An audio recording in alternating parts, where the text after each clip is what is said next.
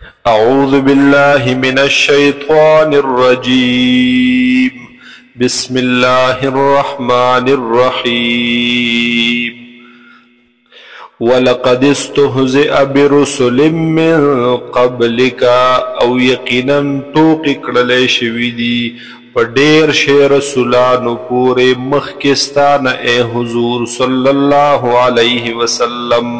فاملیت للذین کفروا پس مهلت ورکړیو ما هاغي کسانو ته چې هغوی کفر کړیو. ثم اخذتهم بیا ما ونیول دوی لرا. فکیف کان عقاب پس سرنګ و عذاب زما.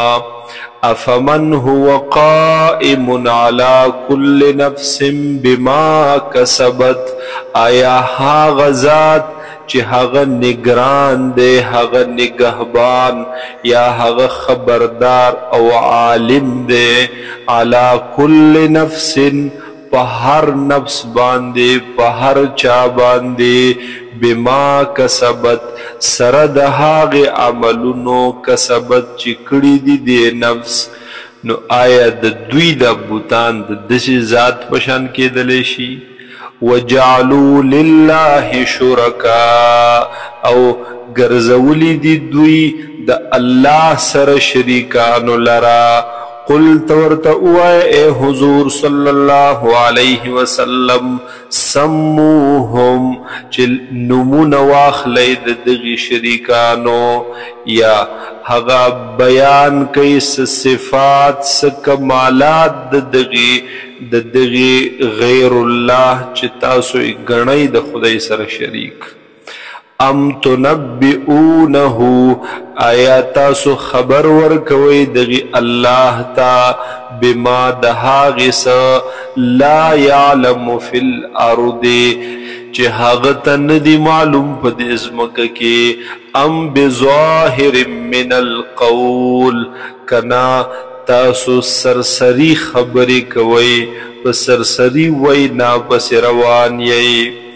بل زین للذین کفروا مکرهم بلکې خیسته کړلی شوی دی د پاره د هغې کسانو چې کفر یې کړی مکرهم مکر فریب د دوی.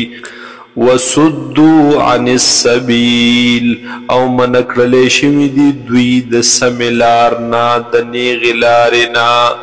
ومن يضلل الله فما له من هاد او هاغی چالرا چه گمراہی کی اللہ تعالی پس نبوی د پار سوک لار خودن کے ہادی. لهم عذاب فی الحیات الدنیا وی بد دوی د پارا عذاب پا جند دنیا کے. والعذاب الآخرت اشق او خامخا عذاب د آخرت دیر سخت دے. وما لهم من الله من واق او نبوی د دوی د پارا د عذاب د اللہ نسوک بچ کون کے. مثل الجنة التي وعد المتقون مثال د جنت هاغی چه وعده کړل شوی د متقیانو سرا. تجری من تحتها الانهار چه بیگی بلاند د هغین نهرونا. اکلها دائم وظلها میوی د هغی به همیشوی او سوری د هغی. تلک عقب الذین اتقوا داد عاقبت داد انجام د هغی کسانو چې تقوا اختیار کړي د هغی. وعقب الکافرین النار او انجام د کافرانو دی ور. والذین او هاغ کسان آتیناهم الکتاب چی ورکڑے دے من دوی تا کتاب.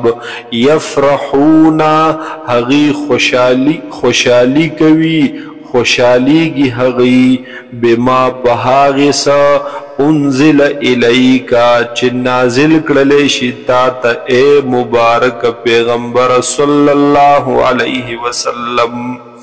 ومن الاحزاب من ينكر بعضه او دی باز د دې ډلو نه هغه څوک چې انکار کوي بعضه د باز حصے د باز خبرو او باز حکمونو د قرآن پاک نا قل تورت اے حضور صلی اللہ علیہ وسلم انما امرتو بیشک ما تا حکم کڑلے شوے ان اعبد اللہ ولا اشرک به چیز دے عبادت وکم دا اللہ او شریک دی ونگرزوم دا دغی اللہ سر ہچا لرا الیہ ادعو و الیہ مآب خاص دغی اللہ طرف تزرا بلل کوم او خاص دغی اللہ طرف تواپس کی دلی وَكَذَلِكَ أَنزَلْنَاهُ